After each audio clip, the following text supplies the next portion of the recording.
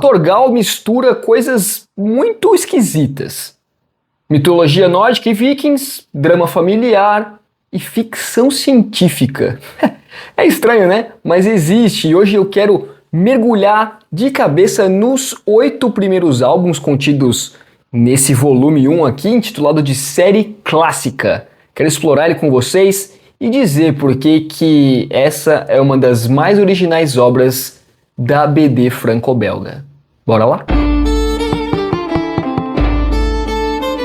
Olá, meninos e meninas, senhoras e senhores, rapazes e raposas, vocês estão bem? Eu sou o Kim Martins, você está no Review Express, esse canal dedicado a falar de leitura, mas especificamente dos nossos gibizinhos. Então convido você, se não é inscrito, cara, faça isso agora. E obviamente, se você curte esse vídeo, clique no joinha. Hoje eu quero falar para vocês de Torgal, volume 1, que a editora Pipoca e Nanquim está chamando de série clássica. O volume 1, como diz aqui, é de 77 a 84. Esse álbum gigantão aqui, com 420 páginas, todas impressas em papel couché, de uma excelente gramatura, encapadura, material com acabamento espetacular, veio para o Brasil custando R$ 219,90, preço de capa. Você já acha isso aqui mais barato, já acha com desconto. Ele ainda tem aqui no final muitas páginas de material extra que eles chamaram de Antes de Torgal. Olha aí que interessante. No Rastro de Torgal, os bastidores. Então é excelente para quem curte conhecer mais da história, que quer se aprofundar na criação. Lê isso aqui, recomendo muito. É um verdadeiro bastidores, é como se você estivesse assistindo um making of, enriquecedor demais. Quando o Jan Van Hamme e o Gregor Rosinski se juntaram ali no final dos anos 70 para criar o Torgal, ninguém esperava que uma história em quadrinhos de vikings fosse se tornar uma das séries mais originais dos quadrinhos franco-belgas. Mas eu não estou falando aqui de bárbaros caricatos, musculosos, machados e tal. O melhor estilo Conan não é disso, porque aqui nós temos uma mistura bem improvável, e eu digo que muito bem feita, de aventura, mitologia nórdica, drama familiar e até ficção científica. Nos primeiros álbuns lançados lá na França, nós vamos acompanhar não só o nascimento de um herói bem diferente, mas também a construção de um universo que vai oscilar ali entre algo muito épico, grandioso e uma coisa mais intimista.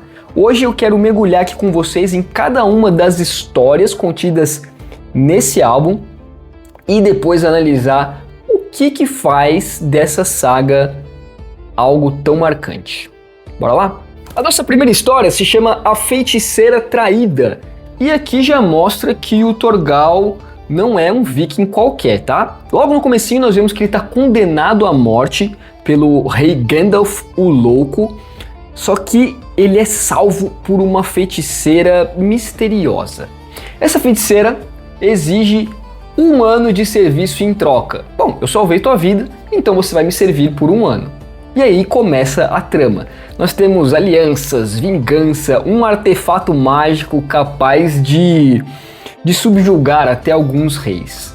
O que chama atenção é que logo de cara o Van Hamme mostra que o seu herói aqui, o Torgal, ele é humano, ele é sensível e ele tem muitos dilemas, ele não é aquele bárbaro padrão. E o Rosinski, o ilustrador, entrega um desenho lindíssimo, muito realista, sombrio, com muita atmosfera. Eu diria que é uma abertura, uma porta de entrada perfeita, redondinha para o mundo de Torgal.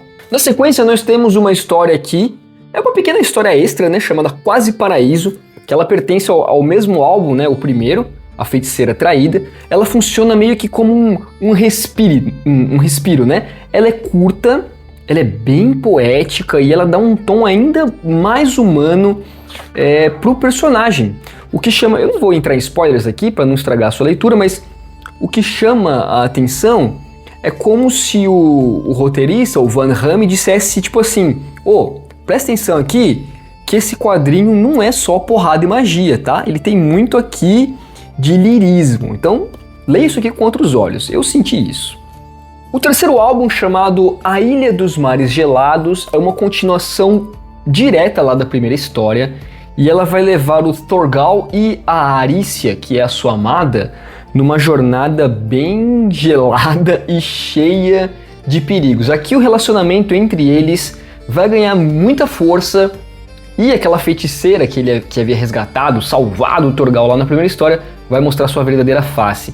Aqui as paisagens geladas desenhadas pelo Rosinski são um espetáculo à parte. Você praticamente sente o frio na pele junto com os personagens. O lado romântico do Thorgal e da Arícia começa a florescer, começa a ser explorado, e isso vai ser bem importante mais pra frente nesse encadernado. Nosso quarto álbum aqui é Os Três Anciões do Reino de Aran. Aqui o Thorgal e a Arícia, sua mulher, acabam presos num jogo bem cruel, que é comandado por três anciões, três velhos bem bizarros. Essa história ela tem um climinha assim de lenda popular, sabe? É quase como se fosse um conto folclórico bem terrível, bem sombrio. O que chama atenção aqui pra mim nessa é que o Van Hamme ele gosta muito de brincar com o destino e com escolhas individuais dos personagens. O nosso protagonista aqui ele é colocado contra algumas tradições, digamos que racionais, e ele precisa usar mais a inteligência do que a sua força física, do que a sua espada, para se livrar dessas enrascadas. O quinto álbum é A Galé Negra, e esse aqui é o primeiro passo para um arco que vai ser sensacional nesse primeiro volume aqui. Os próximos 3 álbuns vão fazer parte desse mesmo arco, né? O arco de Brak-Zarith.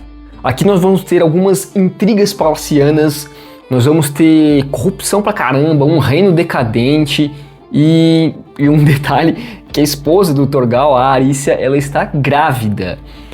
O navio negro aqui, né, a galé negra do título, é praticamente um personagem. E a arte do Rosinski aqui, cara, tá espetacular, tá grandiosa. E tudo isso prepara o terreno para uma história mais política, mais pesada que tá vindo por aí. A continuação direta dessa história é Além das Sombras, o 6º álbum aqui, que ele é uma história muito mais densa emocionalmente falando. Nós temos um Thorgal aqui praticamente moribundo, sofrendo, não vou te contar o porquê que ele tá assim, ele tá bem vacilante, ele mergulha assim de cabeça num momento muito sombrio da vida dele, e aqui a história dá espaço para um drama muito psicológico. É muito interessante porque o Van Hamme ele não tem medo de mostrar o nosso herói em crise, né? E cara, isso aqui é bem ousado pra época, né? Essa história, ela é de 82, cara, e aqui um quadrinho que era pra ser de aventura vira quase uma tragédia íntima. E pra fecharmos esse arco nós temos A Queda de Brak-Zarith. É um fechamento desse épico arco, né? Nós temos aqui algumas batalhas, intrigas, sacrifício, a queda de um regime tirânico, tudo em grande estilo. Dá pra ver que os autores cozinharam muito bem a trama durante esses 3 arcos para nos entregar assim um final grandioso, um final catártico, mas que tem consequência. Ninguém vai sair dessa história ileso, vai deixar grandes cicatrizes nos personagens, e isso é sensacional. Aqui no 8º álbum, Filho das Estrelas, nós vamos ter algumas historinhas curtas sobre a origem de Thorgal, e eu achei legal demais, cara, porque finalmente nós vamos ver algumas pistas de onde ele veio. Lá no comecinho do álbum nós temos essa pincelada de que ele não é um cara da Terra, né? E aqui, nessas histórias curtas, nós temos mostrando de onde ele veio, como que ele chegou na Terra e tudo mais. O que chama muita atenção é que o Van Hamme ele vai jogando migalhas sem entregar tudo. É tipo como que eles chamam esses mangás? É como se fosse um databook, né? Um livro do lore para mostrar um pouco mais desse mundo dentro da série. E o Rosinski ele se diverte demais aqui. Tem umas cenas que nós temos uns anões que eles são aqueles tipos de anões que nós estamos acostumados a ver na fantasia da Disney, saca? Pequenininho, com um chapeuzinho pontudo vermelho, bem legal. Eu achei esse volume aqui especialmente interessante porque mostra algo bem... só pra você ter uma ideia, você fala que isso aqui é um gibi de viking? Só por essa página já dá para entender essa mistura toda de Torgal. E para fecharmos esse primeiro volume, nós temos Alinoe, e que o foco é o Yolan. Eu imagino que se fala Yolan, tá? Escreve-se com J, Jolan, mas como é nórdico, imagino que seja Yolan. Ele é o filho de Torgal e a Arícia. Lembra que eu falei lá atrás que ela estava grávida? Pois então, chegou a vez desse moleque a aparecer. Cara, a história tem um clima muito esquisito. Ela é bem onírica, viajadona. De vez em quando aparece um moleque misterioso com cabelo verde que aparece do nada. Tem um quê meio perturbador, assim, meio intimista. E mostrou pra mim que Torgal também pode ser uma história de família. Mas sempre com aquele tonzinho sombrio que o Van Hamme sabe escrever muito bem. O Rosinski também manda bem demais nas cenas surreais. Aliás, falando do Rosinski, algo que eu não comentei aqui ainda, as capas de cada álbum são um show à parte. Você percebe de fato que é uma pintura, né, como se fosse feita num quadro. Eu não sei se é a óleo, acho que é a óleo que ele faz. Deixa eu achar mais uma aqui para mostrar para vocês, que são espetaculares. Olha isso aqui. Essa aqui é o volume que conta a origem do Torgal. Muito bom. Tanto a arte da capa quanto da contracapa, né? Pinturas belíssimas. Bom, agora que eu já explanei um pouquinho de todos os álbuns, deixa eu entrar aqui nos personagens e nos temas. O Torgal, ele é um diferente, né? Um personagem diferente de tudo que eu já vi nesses quadrinhos e na literatura de espada e feitiçaria tradicional. Porque ele é um cara com princípios, mas ele também é muito vulnerável. Ele só quer viver em paz, na vidinha dele, mas o destino não deixa. A Arícia, que é a esposa dele, a amada, ela é mais do que uma simples dama em perigo, sabe? Pra mim, ela é o coração dessa história e ela vai sustentar o Torgal nos piores momentos. Os vilões aqui desse primeiro volume simbolizam cada um aspecto da opressão que o Torgal sofre, né? Vingança, decadência, um poder muito cego, tudo isso é representado por cada um dos vilões. E o Yolan, o filho deles, surgiu muito cedo. Já no primeiro volume eu jamais imaginava que nós teríamos o filho do Torgal nesse primeiro volume. E isso aponta para mim que a saga não é só sobre o herói, mas é sobre família, que é sobre legado, né? Nós temos alguns temas aqui que vão estar sempre de background em todas as histórias. Origem e identidade, poder e corrupção, o peso da tradição, família, escolhas difíceis. É muito legal como o autor consegue equilibrar tudo isso, né? Essa aventura épica com essas reflexões mais humanas. Essa mistura ousada de viking, de mitologia e de ficção científica, para mim, funciona muito bem. Além disso, nós temos personagens com profundidade, eles não são só arquétipos, né? Não são aqueles personagens preto e branco, todos eles têm as suas camadas ali, bem interessante. O Rosinski cria artes espetaculares, páginas deslumbrantes, preste muita atenção nos cenários que ele constrói, nas cenas mais escuras que tem bastante iluminação, né? Iluminação de tochas, por exemplo, cenas que estão em cavernas. É lindíssimo, cara, é lindíssimo. Quando ele faz cenas abertas, assim, mostrando uma cidade, ou... Olha isso aqui, ele tá dentro de uma caverna, olha que cena incrível. Não, a arte do Rosinski chega a ser brincadeira. Então, como eu estava falando, quando ele faz cenas abertas de cidades, de grandes planos, é um nível de detalhe. Ou em cenas que tem muitos personagens, como aqui que eles estão no barco remando, ele consegue botar detalhes em todos eles. O cara é um mestre, realmente desenhava demais aqui já no começo de Torgal. Para alguns, o ritmo pode ser um pouco lento, né? Com bastante texto, com bastante exposição. E esse lance dele revelar a origem do Torgal meio que a conta-gotas pode frustrar você que é mais impaciente.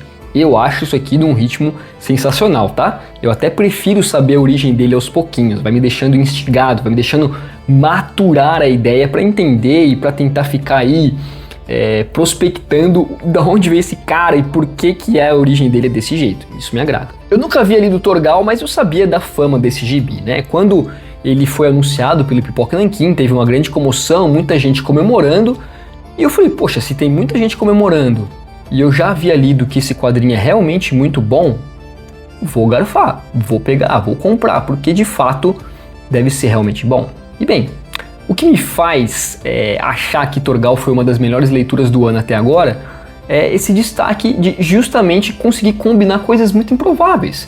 Você começa achando que você está lendo uma história de viking, mas logo você descobre que não é só isso, é sobre uma saga de família, é sobre identidade, é sobre destino, tem aquele toque de ficção científica, é épico, mas ao mesmo tempo é humano. E esses 8 primeiros álbuns funcionam como um grande prólogo e já deixam claro que essa aqui é uma das HQs mais ambiciosas, mais emocionantes da banda desenhada europeia.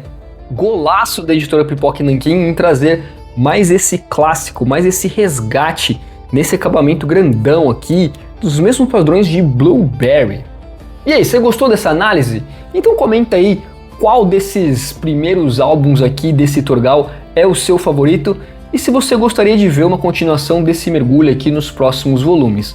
Não esqueça de curtir o vídeo, se inscrever no canal para mais conteúdo sobre quadrinhos. Eu sou o Kim Martins, beijo no seu bumbum e até a próxima.